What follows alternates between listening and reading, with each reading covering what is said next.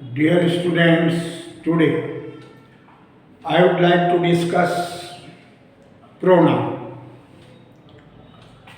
Pronoun आप लोग जानते हैं कि pronoun is a word which used in place of a noun. ये लोअर क्लासेस से पढ़ते चले आ रहे हैं। प्रोनाउन का यूज किस प्रकार से एप्रोप्रिएटली होता है उस पर जरा ध्यान दें। जैसे सबसे पहले हम लोग पर्सनल प्रोनाउन की बात करते हैं। अलग अलग एक एक प्रोनाउन आप लिखते जाएंगे और उसी को करते जाएंगे। जब पर्सनल प्रोनाउन की बात करते हैं तो आप देखें कि पर्सनल प्रोनाउन में जो बेसिकली बातें होती हैं पहले से पढ़ेंगे कि उसमें प्रयोग में nominative case, objective case, possessive case, 3 भागों में उसको बांट देते हैं। अब उसको एडजेक्टिव के रूप में, प्रोनाउन के रूप में उसी में आ जाता है जो पजेसिव फॉर्म है। तो हम लोग पर्सनल प्रोनाउन में ग्रामेटिकली जब डिस्कस करते हैं तो सबसे पहले एक प्रयोग आता है, मैं आपको बताना चाहूंगा कि यदि वाक्य में 2 ऑब्जेक्ट, ऑर्डर आप पर्सनल प्रोनाउन में इसके बाद बताऊंगा कि किस क्रम से रखते हैं ले पर्सनल प्रोनाउन को, लेकिन पर्सनल प्रोनाउन का एक बहुत महत्वपूर्ण प्रयोग होता है जिसको प्रायः आप लोग उस पर ध्यान नहीं देते और परिणाम में होता है कि परीक्षा में फिर गलती कर देते हैं। उसको डिस्कस करते हुए हम सबसे पहले कहेंगे कि यदि मान लीजिए इनडायरेक्ट ऑब्जेक्ट, यदि वाक्य में 2 स्थितियां हैं, वाक्य में वर्ब के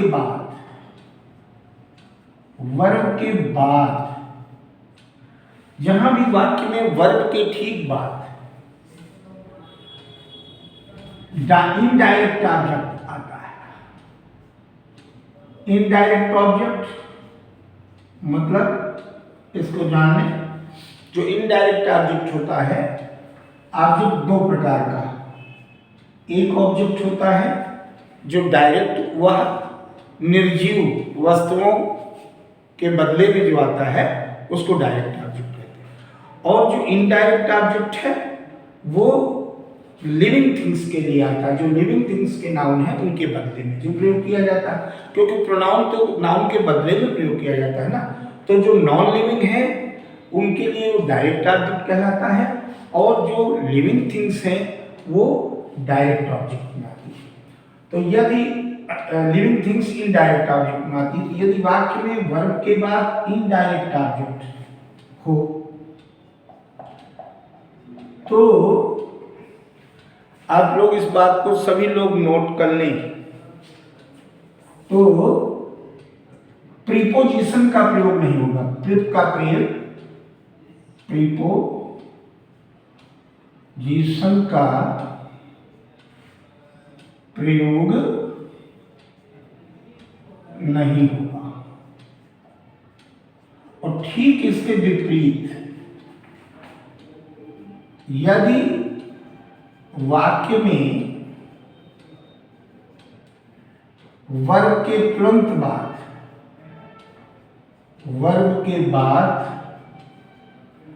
डायरेक्ट ऑब्जेक्ट होगा,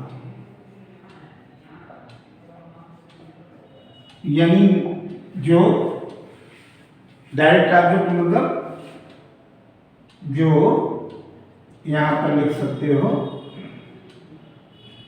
नॉन लिविंग डायरेक्ट ऑब्जेक्ट। यदि वाक्य में वर्ब के बाद डायरेक्ट ऑब्जेक्ट तो प्रेप का प्रयोग होगा, ये 2 स्थितियों में आप अगर गौर से देखिए, यदि वाक्य में वर्ब के बाद डायरेक्ट, अब जैसे हमने एक वाक्य दिया और आपको लिखाया कि आई गेव पहला सेंटेंस देखिए, I gave you a book. अब इसको अंडरलाइन कर दिया। आप जानते हैं कि ये इनडायरेक्ट ऑब्जेक्ट है। इनडायरेक्ट ऑब्जेक्ट सजीव को कहते हैं, ये लिविंग में आता है। जो लिविंग होंगे उसके लिए आएगा, और नॉन लिविंग में नॉन लिविंग थिंग्स जो होंगी उसके लिए डायरेक्ट ऑब्जेक्ट। तो इनडायरेक्ट ऑब्जेक्ट में यहां पर आप देख रहे हैं कि यू आया, तो यहां कोई प्रेप का प्रयोग नहीं हुआ। अब इसी को हम ऐसे लिख दें, आई गेव आ बुक, तो यहां प्रीपोजिशन होगा। अब बस इतना ध्यान रखो कि जो प्रीपोजिशन का प्रयोग होगा वो प्रयोग ऐसे होगा, यानी कि फार्मूला होगा डायरेक्ट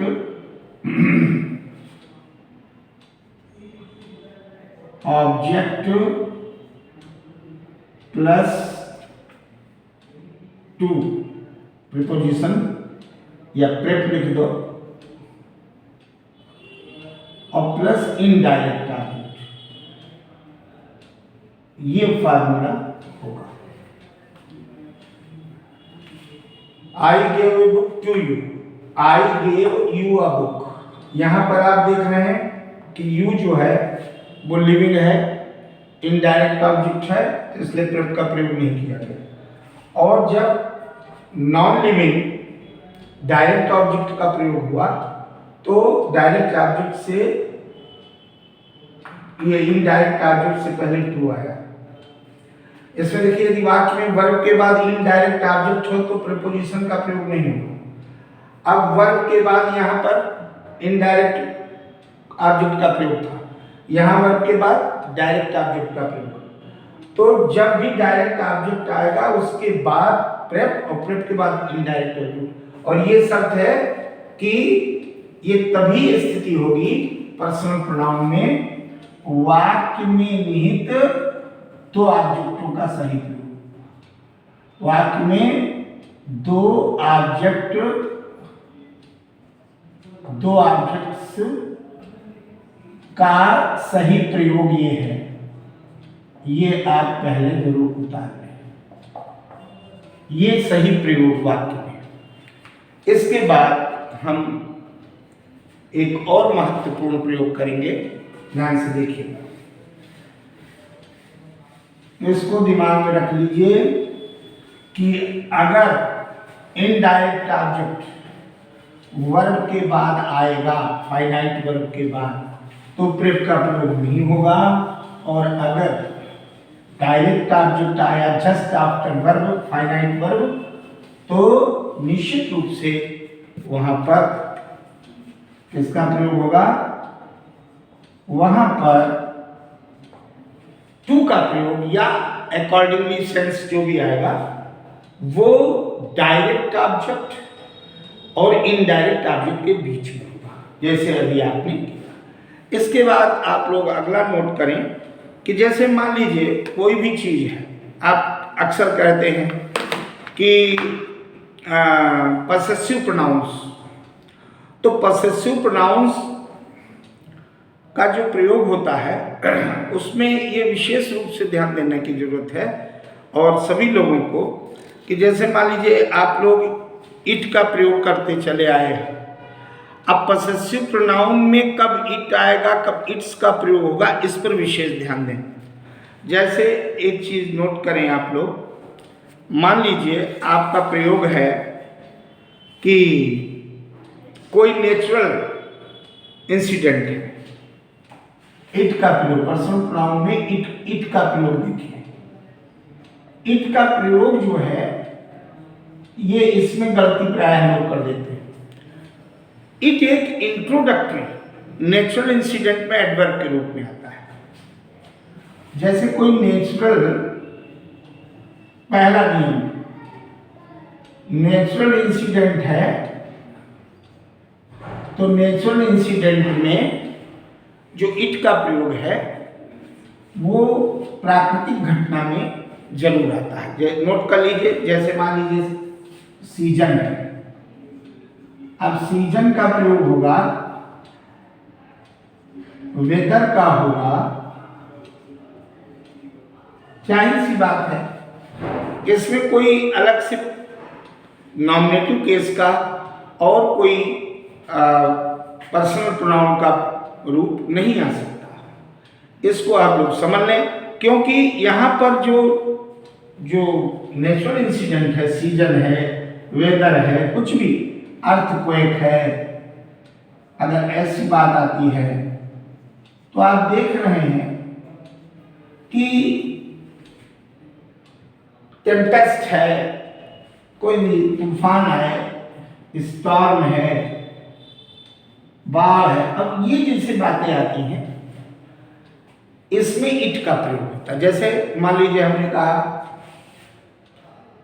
इट इज, सीजन आया विंटर,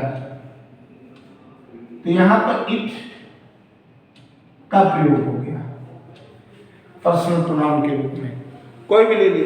अब वर्षा हो रही तो हम लोग अपनी तरफ से कह देते इट इज रेनिंग। ये है प्रयोग नेचुरल इंसिडेंट के लिए आप कर सकते हैं, कोई भी नेचुरल इंसिडेंट हो, प्राकृतिक घटना हो। अच्छा, एक इनके साथ साथ अगर मान लीजिए टाइम है, समय, तो समय में भी आप समय में भी और कुछ नहीं लगा सकते। समय में दिन हो, चाहे वर्ष हो या माह हो, कुछ भी हो, सभी में इट का प्रयोग। जैसे हमने कहा कि घड़ी में 5 बजे, इट इज 5 o'clock। अब इट का प्रयोग आप अपनी तरफ से कर सकते हैं, इट इज 5 o'clock। इसका मतलब है कि यहां इट का प्रयोग पर्सनल प्रोनाउन की भूमिका में नेचुरल इंसिडेंट के लिए आया। निर्जीव है उसमें भी आ जाएगा। दूसरा देख सकते हैं आप, कोई भी निर्जीव चीज है तो उसमें आ सकता है। जैसे निर्जीव वस्तु में इट का प्रयोग एक दो उदाहरण से देख ले आप लोग। जैसे मान लीजिए हमने कहा लाइफलेस, कोई भी नॉन लिविंग वस्तु हो, नॉन लिविंग में कैसे इट का प्रयोग होगा। आपने कहा यह एक कलम है, तो क्या कहेंगे, इट इज आ पेन। ये तो बोलेंगे नॉन लिविंग में। बुक है, अच्छा अब नॉन लिविंग में ये बिल्कुल सही है, ये तो हो जाएगा इट, लेकिन ऐसा नहीं कि noun, it is a chair. आप देख रहे हैं यहां आ गया, लेकिन इट का सजीव में भी प्रयोग होता है, छोटे छोटे जानवर हों या कीड़े मकोड़ों के लिए। दूसरा देखिए, ये हो गया कोई छोटे जानवर या इंसेक्ट्स हों, कीड़े मकोड़े, उनके लिए आप इट का प्रयोग लगाइए। जैसे हमने कहा यह एक कुत्ता है, तो आप उसको इट इज ए डॉग। अब ये देखिए नॉन लिविंग में यहां आया और यहां आ गया लिविंग में, ये लिविंग में आ गया। एनी प्रॉब्लम, ऐसे आ जाएगा। अब जैसे हमने कहा छोटा एक चीज, यह एक चीटी है, तो इट इज एंड इट का प्रयोग हो गया। तो इस प्रकार से इट के प्रयोग में बहुत सावधानी। अब मान लीजिए किसी नाउन या प्रोनाउन पर बल दिया गया, ये तीसरा रूल देखिए, एम्फेसिस करने के लिए इट का प्रयोग। जब किसी पर एम्फसाइज करते हैं तो भी इट का प्रयोग होता है, चाहे कोई नाउन हो या कोई प्रोनाउन हो। इट का प्रयोग नाउन या प्रोनाउन पर जब एम्फसाइज करते हैं तो भी प्रयोग होता है। एम्फसाइज करने पर भी होता है। कैसे होता है? जैसे नाउन प्रोनाउन हमने कह दिया, इट इज मोहन। आप देखिए यहां पर सजीव के लिए आया नहीं है। Who stood first in the class. ये आप देख रहे हैं, इन द क्लास। इस प्रकार से ये प्रयोग हो रहा है। यहां पर इट का प्रयोग हो गया, किसके लिए हो गया? सजीव के लिए हो गया। इट इज मोहन आया। तो यहां पर अब जैसे ये नाउन हो गया, सजीव नाउन, ऐसे सजीव प्रोनाउन में कर सकते। इट इज आई, वहां भी इट का प्रयोग होगा, क्योंकि ऐसा नहीं कि इट केवल निर्जीव पढ़ा तो आपने निर्जीव लगा दिया। यहां पर it is I who am a teacher. ये देखिए हो गया। यहां पर आई का प्रयोग हुआ, ये है सजीव प्रोनाउन, लेकिन इट का प्रयोग सही है, एप्रोप्रिएट है। तो इट का प्रयोग अलग अलग। लेकिन अगर एक महत्वपूर्ण अब की बार प्रयोग देखें, छोटे बच्चे हैं, चाइल्ड, बेबी, इन्फेंट, तो उसमें भी प्रयोग इट का होता है, जबकि वो सजीव हैं। ध्यान दीजिए, जैसे स्मॉल चिल्ड्रन या बेबीज हैं, स्मॉल चिल्ड्रन या बेबीज हैं, तो भी के लिए इट का प्रयोग होगा। इट का प्रयोग होता है। अब जैसे मान लीजिए आपने बेबी के लिखना है तो आप लिख सकते हैं। जैसे एक वाक्य लिखा हमने किसी भी रूप में, पर्सन प्रोनाउन के पॉसेसिव में, द चाइल्ड वाज। अब यहां पर भले इट हो या इट्स हो, मतलब पॉसेसिव में आ रहा है। The child was playing with its toys, अपने खिलौनों के साथ, इसका प्रयोग हो गया।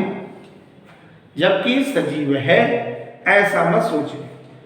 और जैसे दूसरे तरीके से यहां पे पॉसेसिव के रूप में आया, लेकिन इसको हम उसके रूप में भी कह सकते हैं। जैसे द बेबी वाज क्राइंग,